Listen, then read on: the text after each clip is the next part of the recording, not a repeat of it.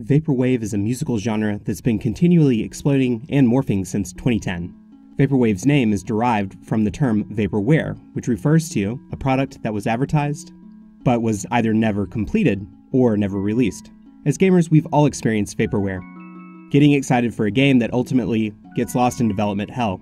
For example, the Final Fantasy VII Remake for the PS3, or the Final Fantasy VII Remake for the PS4.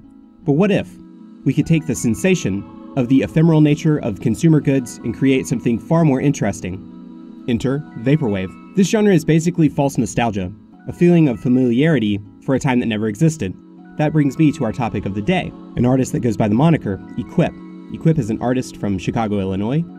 His first release was the excellent I Dreamed of a Place in the Sky back in 2016. The influences of the classic SNES works by Hiroki Kikuta, Yasunori Matsuda, and Nobu Uematsu are apparent from the beginning, but it also has many aesthetic similarities to the washed-out, woozy feel of vaporwave artists. Blending these two styles together made for an enjoyable and interesting listen. I Dreamed of a Place in the Sky is a very ambitious project, and it made a big impression on me a few years back. The follow-up effort by Equip is called Synthetic Core 88.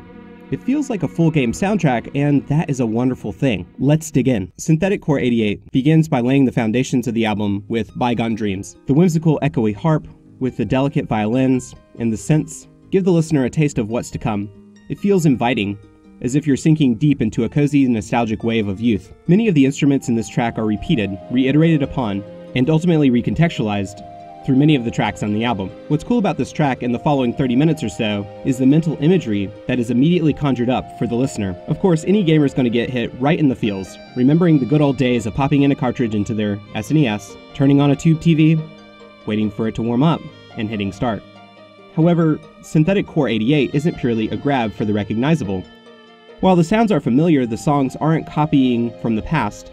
They are creating something new, something never experienced. As the album progresses, the mood shifts with the track Pontiff's Pass, Flora Meets Umbra. This is one of the most evocative tracks in the experience. You can almost see the pixelated throne room, the usurper waiting for his chance, and the hero's motivation being established. There's a clip-clopping brass section, making this track feel like a royal procession.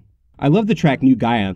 It opens with a punchy piano that feels like something out of a yacht rock track, a la Michael McDonald. While a 16-bit Doobie Brothers track sounds sick, New Gaia morphs into more synthetic textures. Lovely harps pitter-patter across the background of this track, adding an excellent quality and contrast to the ever-intensifying keys. Sacred Streets, Oppressed Town is another inquisitive track with lovely violin arrangements, smooth bass lines, and persistent reverb chimes. Moving through the midsection of the record, we get tracks like Synthetic Core 88 Awakens and Archaic Mechanized Citadel that introduce organic textures put through a synthesized aesthetic that are very interesting.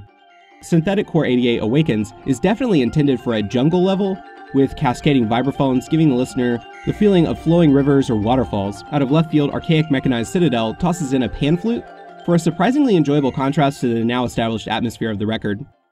We hit a complete banger with Mechanized Labyrinth towards the end of the experience. The intense progression of keys swirling around your head give the listener a sense of danger. Matching the mood are some aggressive snares and ticking hi-hats, making for a premeditated, maniacal track. The final boss track, Sylph 6, synthesizes many of the textures from the previous tracks, forming a hard-hitting percussive track with splashes of keys and harps. The last track, Friendly Ghost, Umbra's theme, subtly washes the listener back ashore, and the album finishes on a reflective note. Equip's second outing, Synthetic Core 88, is excellent. The things that have stuck out to me during my listen are how chilled out this album is, and how easily you could loop any of the tracks to keep enjoying them for much longer than their initial runtime. I do wish that this album was longer, but that's because it's just so good. Synthetic Core 88 is a well-paced, cohesive experience with an atmosphere that emulates the very best in 16-bit music, but manages to create a sonic experience all its own. While its influences are undeniable, it does create something that is unique and original. This is obviously a passion project for Equip, so if you can, show him some love.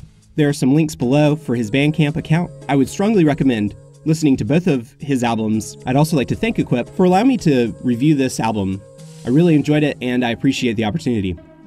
This is Zach with Tanuki Games. Please remember that a like, a comment, or a subscribe means a lot to me, and of course, the channel. Enjoy.